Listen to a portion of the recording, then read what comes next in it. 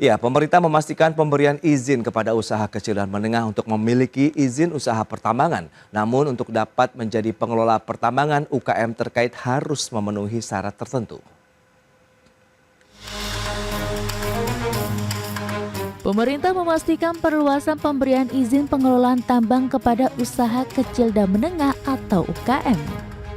Hal tersebut sejalan dengan disahkannya rancangan undang-undang tentang perubahan keempat atas Undang-Undang Nomor 4 Tahun 2009 tentang pertambangan mineral dan batu bara oleh DPR. Namun demikian, Menteri Energi dan Sumber Daya Mineral Bahlil Lahadalia menyebut, UKM yang nantinya dapat mengelola pertambangan adalah UKM yang harus memenuhi persyaratan tertentu. Salah satunya adalah UKM tersebut harus beroperasi di wilayah setempat. Dan UMKM ini kami punya cara berpikir begini, pemerintah punya cara berpikir begini. Ini kan retribusi aset, tapi harus lewat aturan. Nah, UMKM ini adalah UMKM daerah. Contoh, dia di Kalimantan Timur, wilayahnya. Yang mengajukan UMKM-nya itu harus UMKM orang Kalimantan Timur yang ada di kabupaten itu. Supaya apa? Pemerataan. Selama ini kan nggak merata. Jujur dalam berbagai kesempatan saya katakan bahwa IUP ini lebih banyak dimiliki kantornya berada di Jakarta. Selain itu, syarat lainnya bagi UKM yang bisa mengelola tambang, yakni UKM dengan modal minimal 10 miliar rupiah. Bahlil berharap dengan mengelola usaha tambang, maka UKM bersangkutan akan mampu bertransformasi menjadi badan usaha berskala besar dalam beberapa tahun mendatang. Dari Jakarta, Tim Liputan IDX Jakarta. Baik pemirsa, untuk membahas tema kita kali ini menakar kesiapan UKM dalam pengelolaan tambang, kita sudah tersambung melalui Zoom bersama dengan Ibu Hermawati Stiorini, Ketua Umum Aku Mandiri. Ya, halo Ibu Herma, apa kabar? Halo, baik. Semangat untuk Indonesia. Baik, selalu semangat Bu, memang untuk Indonesia kita tercinta. Dan sudah bergabung juga nih Pak Ahmad Reddy, pengamat hukum energi dan pertambangan. Halo Pak Ahmad Reddy, apa kabar? Halo Mas Pras. Ya, salam sehat juga. Terima kasih atas waktu yang disempatkan. Baik, Pak Ahmad Reddy, sebelum membahas lebih jauh, bagaimana Anda melihat urgensi dari revisi keempat nih Undang-Undang Nomor 4 Tahun 2009 tentang minerba, khususnya dalam bab penambahan jenis badan usaha yang bisa memperoleh izin usaha pertambangan. Silakan Pak. Ya, saya kira revisi keempat ini cukup progresif ya, karena memang ada politik hukum yang luar biasa yang dilakukan oleh pemerintah dan DPR untuk memastikan bahwa mineral batu bara itu tidak hanya diusahakan oleh entitas-entitas yang besar ya, tapi kemudian dibuka peluang juga entitas-entitas seperti UMKM dan ormas keagamaan untuk ikut juga terlibat dalam kegiatan usaha pertambangan batu bara. Jadi memang saya kira ini sangat positif, terasa sekali politik hukumnya dalam rangka melaksanakan pasal 33 Undang-Undang Dasar bahwa bumi, air, dan kekayaan alam yang terkandung di dalamnya dikuasai negara untuk sebesar-besar kemakmuran rakyat. Nah, sebesar-besar kemakmuran rakyat ini ya jelas kalau dalam konteks hukum ya entitasnya salah satunya adalah usaha kecil dan mikro. Begitu Mas Pras.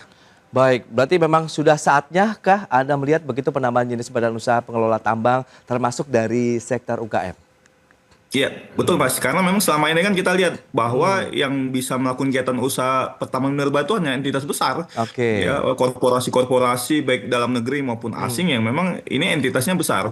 Dan ya sekarang juga masif ya adanya pelaku usaha asing yang kemudian melakukan eksplorasi dan eksploitasi terhadap mineral batu bara kita.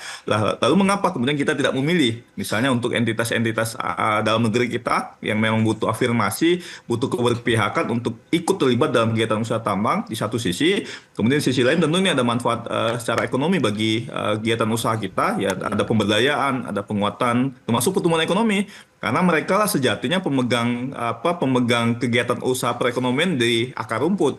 Jadi ketika kemudian negara berpihak memberikan hak untuk ikut mengusahakan mineral batu bara, yang memang ini sangat strategis Mas, karena manfaatnya sangat besar ya, value yang bisa diambil dari kegiatan usaha ini. Jadi keberpihakan saya kira jelas ya bahwa keberpihakannya kepada masyarakat, organisasi masyarakat dan usaha kecil menengah. Gitu Mas Pras. Baik, nah dari Aku Mandiri melihat bagaimana Bu Herma kaitannya dengan ya kesempatan untuk pelaku usaha UKM untuk mengelola juga pertambangan di Indonesia tadi yang sudah disampaikan Pak Ahmad tadi. Jadi tidak hanya perusahaan-perusahaan besar begitu. Mungkin saya agak kurang setuju ya Hmm, untuk setiap kekayaan negara. Ini kan alam nih kekayaan masyarakat Indonesia yang harusnya dikelola negara, oke, tidak serta-merta diberikan kepada maaf kalau ini UMKM selalu bunyinya UMKM, tapi oke. sebenarnya kalau dilihat persyaratan itu adalah diberikan kepada pelaku usaha menengah. Kecil pun tidak bisa karena dengan modal 10M di mana di PP 7 tahun 2021 adalah pelaku usaha yang masuk kriteria dengan modal 10 miliar adalah Mm-mm. pelaku usaha menengah. Nah, ada hal-hal yang mungkin itu harus disikapi karena jujur kalau UMKM apalagi mikro dia nggak berkompeten di bidang tambang gitu. Memang harus dipegang oleh pengusaha yang nanti akan berkontribusi kepada negara yang kompeten di bidang itu.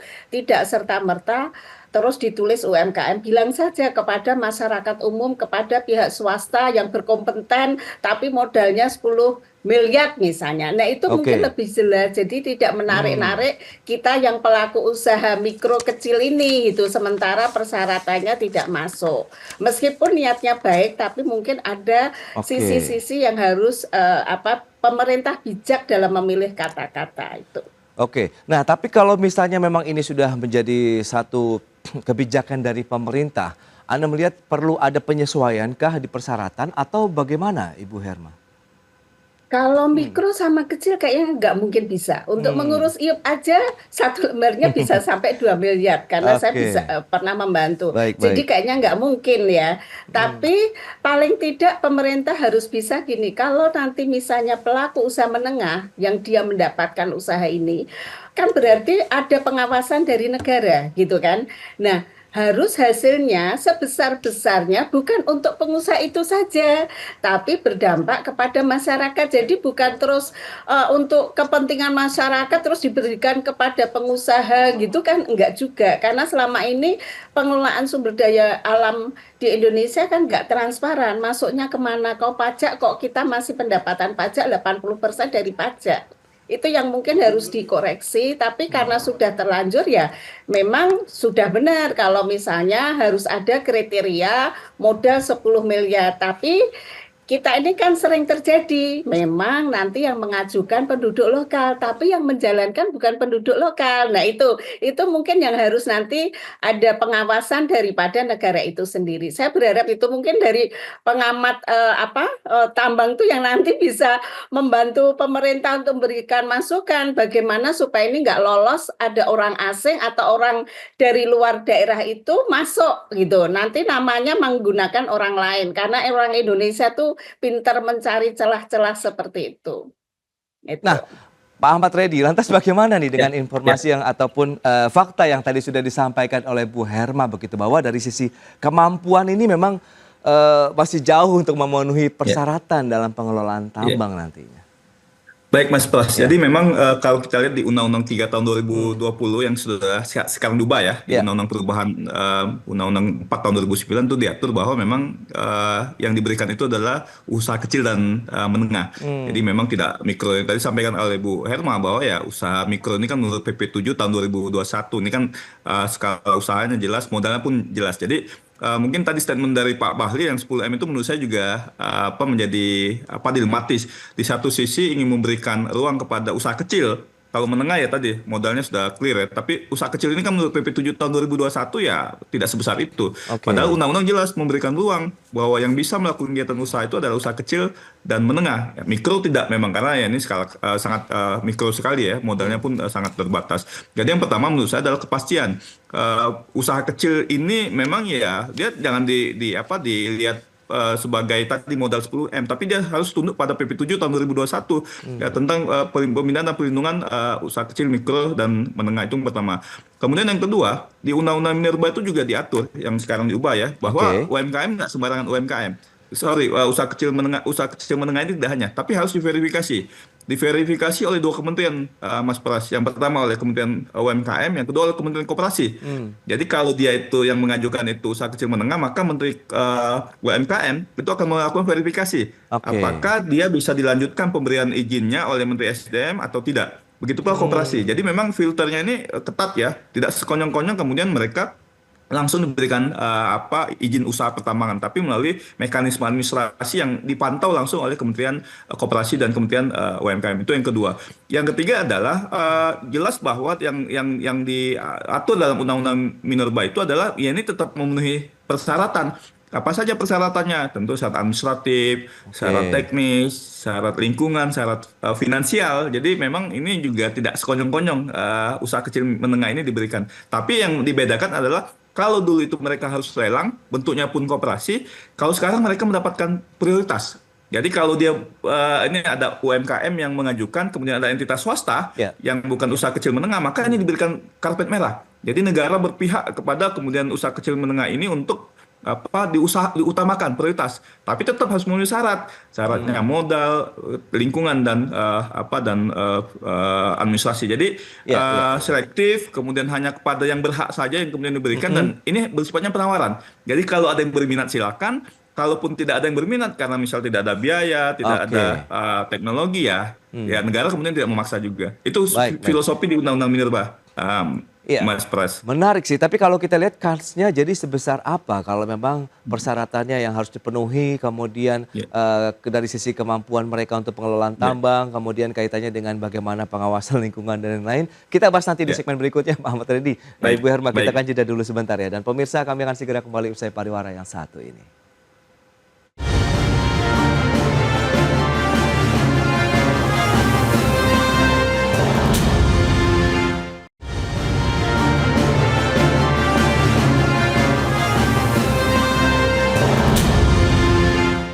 Ya, Anda masih menyaksikan Market Review. Pemirsa, berikut ini kembali kami sampaikan data untuk Anda terkait dengan realisasi dari produksi batu bara Indonesia. Ya, kita akan lihat dari tahun 2020 sampai dengan 2024 trennya naik terus untuk produksi batu bara nasional. Terakhir di tahun 2024 sudah mencapai 832 juta ton. Berikutnya cadangan nikel di berbagai negara kita akan cermati. Indonesia ini juga kita lihat di posisi mana setelah Australia dan Indonesia. Ini ya bisa dikatakan sama begitu ya untuk cadangan nikel yang dimiliki. Berikutnya di bawah ada Brazil, Rusia, sampai dengan Amerika Serikat. Nah, lantas bagaimana dengan 7 negara dengan cadangan emas terbesar di dunia? Australia menempati posisi pertama, Rusia, Absel, kemudian Amerika Serikat, China, baru Indonesia di sana. Ada 2.600 metrik ton. Baik, kita akan lanjutkan kembali perbincangan bersama dengan Pak Ahmad Reddy, pengamat hukum energi dan pertambangan. Kemudian juga ada Ibu Herma Stiorini, beliau adalah Ketua Umum Aku Mandiri. Nah, Kans, kalau kita bicara dengan beragam persyaratan yang harus dipenuhi begitu ya tadi Pak Ahmad Reddy.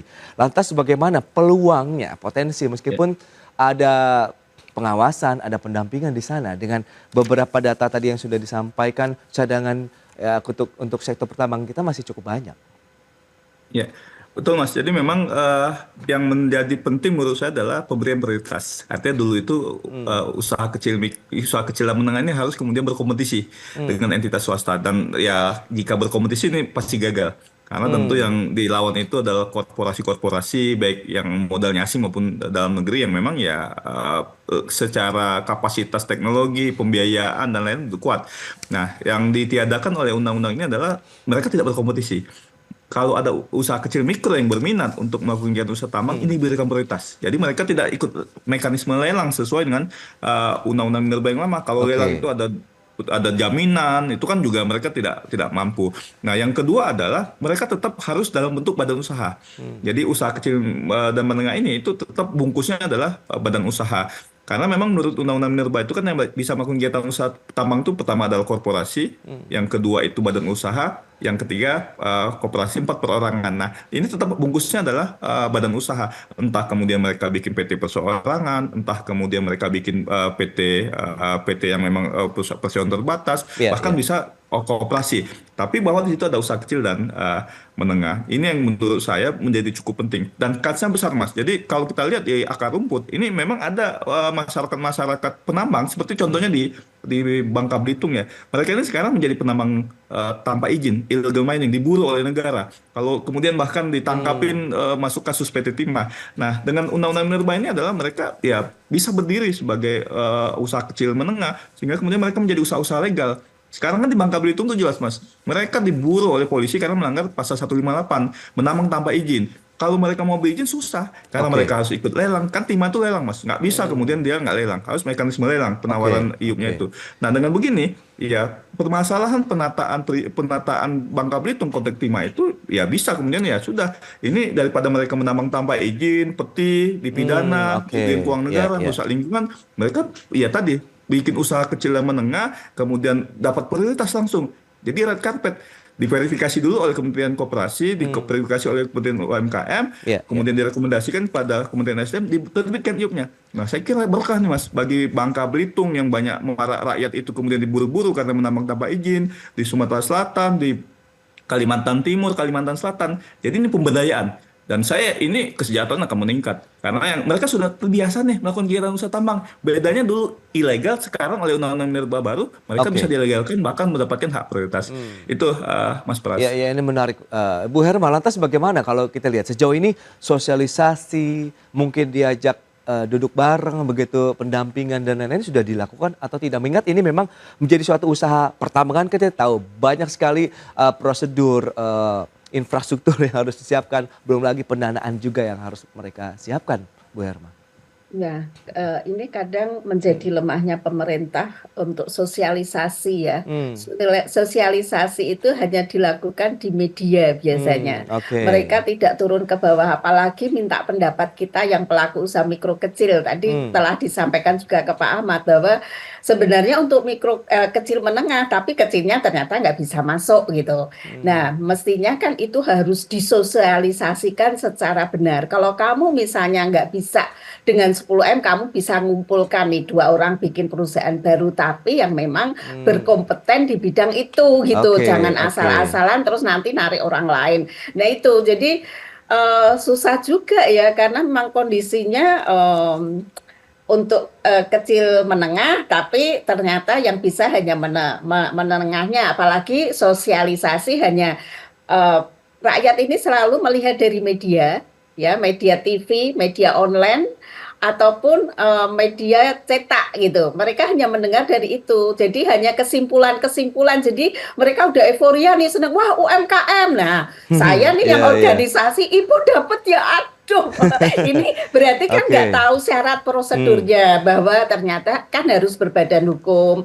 Sama sih dengan program yang lain selalu begitu, berbadan hukum, modal harus sekian. Kalau Iya. yang makan gratis kan termasuk kamu sahamnya berapa, bukti sahamnya ada. Nah, ini apalagi tambang yang dimana tanah dan bumi ini kan miliknya seluruh bangsa Indonesia. Itu Betul. lebih harus ada pengawasan. Nah, saya berharap dengan bergulirnya undang-undang ini karena ya mau nggak mau harus dijalankan. Pemerintah harus benar-benar pengawasan dengan yaitu pihak-pihak seperti Pak Ahmad ini harus ikut membantu gitu loh supaya maaf nih nanti nggak dikantongin sendiri. Saya juga kadang kan melihat retribusi jalan itu masuknya kemana? Oke. Rebuisasi di mana gitu. Ternyata kan yang terjadi pengusaha sudah membayar. Cuman untuk ke masyarakatnya itu kan yang nggak turun sesuai dengan retribusi itu. Tapi sekian persennya hanya 10% yang akan diturunkan kepada masyarakat. Itu yang butuh pengawasan. Saya berharap itu sih.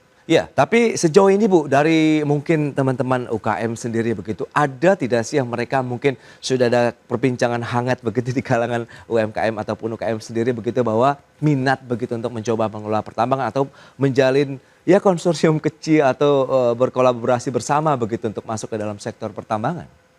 Mas, kalau tambang tuh menggiurkan loh Mas, untungnya tuh gede Oke. banget gitu. Oke. Jadi pasti teman-teman kemarin sih udah pada ngomong, "Hey, ikut gitu kan. Tapi Ya, kan ya, ya. dilihat lokasinya dulu, syarat prosedurnya. Nah itu yang mereka nggak mendapatkan gitu. Dan Oke. kemampuan mereka gitu. Karena selama ini ngurus izin ada kan banyak kaki-kaki. Toh Mas, kalau di kementerian itu untuk ngurus izin ketemu ini harus ngemel ini ngemel itu. Nah itu Oke, yang oke. mungkin juga harus ada pengawasan dari negara gitu. Kalau melalui undang-undang yang baru ini gimana nih gitu, jalurnya kemana? Jadi nggak ada istilahnya tuh uang yang bocor ya dari masyarakat yang mengurus izin ini. Itu sih menurut Baik, saya. baik. Nah ini juga isu yang cukup menarik. Pak Ahmad Reddy, lantas bagaimana Anda menanggapi tadi informasi yang sudah disampaikan? Apakah benar-benar harus didampingi benar-benar dari awal begitu sampai mereka paham sektor pertambangan itu seperti apa, persiapan apa saja yang harus dilakukan selain persyaratan pendanaan yang dimiliki 10 miliar tadi? Ya betul Mas. Jadi memang di Undang-Undang Minerba tadi, jadi ada verifikasi yang dilakukan oleh dua kementerian tadi itu yang memang ya saya kira ini menjadi syarat penting ya, karena mereka akan memverifikasi secara faktual, kemudian administratif, masuk juga dalam konteks pembiayaan dan lain-lain. Itu yang pertama. Kemudian kedua, secara existing memang sudah banyak nih masyarakat kita yang sudah menambang yang tadi melakukan kegiatan usaha ilegal ya. Jadi ini fakta-fakta yang saya kira memang ya akhirnya kemudian mereka bisa diformalisasi ya. Sudah dibentuk saja mereka menjadi usaha kecil dan menengah sehingga kemudian mereka punya legal standing untuk ikut menambang. Betul kata Bu Herma ini, misalnya banyak yang minat nih yang catering tiba-tiba mau beralih ke tambang. Tapi memang karena sudah ada masyarakat kecil yang kita sebut penambang skala kecil itu sudah menambang Mas, ini diformalkan. Jadi tidak kemudian dia yang memang tidak ngerti sama sekali, mereka sudah melakukan itu. Bedanya kalau dulu itu misalnya mereka melakukan secara ilegal, sekarang menjadi legal Mas. Seperti sekarang ini di Bangka Belitung itu pertumbuhan ekonomi kurang, kemudian pendapatan masyarakat pun akhirnya bermasalah, kurang ya. Terjadi permasalahan ekonomi yang luar biasa, dampak penataan tambang yang dilakukan oleh Kejaksaan Agung. Yang nambang itu sebagian besar rakyat kita Mas, orang-orang Bangka Belitung yang sudah puluhan tahun, bahkan sejak nenek moyang mereka menambang di situ. Tapi mereka tidak bisa mengurus izin karena standar terlalu tinggi. Timah itu mereka harus lelang, karena untuk komoditas mineral logam itu mereka harus ikut lelang. Padahal lelang itu harus ada jaminan pendanaan Mas, dan itu nggak sedikit ya, bisa puluhan bahkan ratusan miliar. Nah dengan undang-undang ini ya sudah negara kemudian memberikan privilege kepada mereka untuk tidak lelang. Kemudian juga di Sulawesi Tenggara nikel gitu kan itu sudah banyak itu. Jadi memang spesifik Mas, karena tambang itu high risk, high cost, high tech, dan kemudian juga dia teknologi ya sangat tinggi. Nah dengan undang-undang Minerba ini yang sudah terlanjur masyarakat kecil ini ya kemudian ya diformalisasikan. Tapi membuka peluang juga bagi yang memang belum pernah bermain tambang untuk ikut belajar tambang, sepanjang tadi cara teknologi dia siap, kemudian dia administratifnya bagus, syarat lingkungannya juga bagus, punya modal.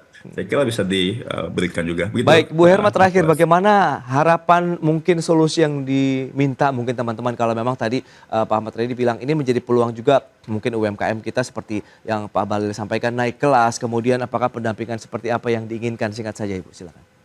Ya, kalau saya sih sebenarnya karena ini sudah terlanjur dibuat undang-undang ya pemerintah harus benar-benar mendampingi, memudahkan dan pengawasan ya benar-benar kepada masyarakat Indonesia itu sendiri. Terus hasilnya bagaimana kontribusinya para pengusaha yang baru ini untuk kepada masyarakat, terutama untuk limbah ya, terus kerusakan alam itu penting sekali. Indonesia ini butuh sekali untuk tanah ini dipulihkan, jadi nggak hanya dirusak, diambil sumber alamnya, tapi tidak dipulihkan sama sekali. Itu sih saya berharap itu. Jadi pemerintah harus konsen dalam pengawasan dan hasilnya memang untuk rakyat gitu, bukan untuk orang-orang pribadi yang pengusaha menengah saja gitu loh. Itu menurut saya. Itu dia, berarti memang ini adalah upaya pemerataan sumber daya alam untuk seluruh rakyat Indonesia, tidak hanya pengusaha besar, menengah, bahkan yang kecil pun bisa merasakan yang sama. Tapi yang penting tadi ada pendampingan di sana, kemudian sama-sama menjaga dampak lingkungannya ya dari pembukaan mungkin kawasan pertambangan yang dikelola oleh